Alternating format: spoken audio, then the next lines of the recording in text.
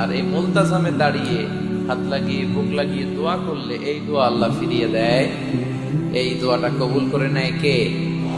কিন্তু এই মুলতাজামে তো সহজে জায়গা পাওয়া যায় না। লক্ষ লক্ষ হাজী সাহেব মুতামিরুন উমরাকারীরা ধাক্কাধাক্কি করে ওই জায়গায়।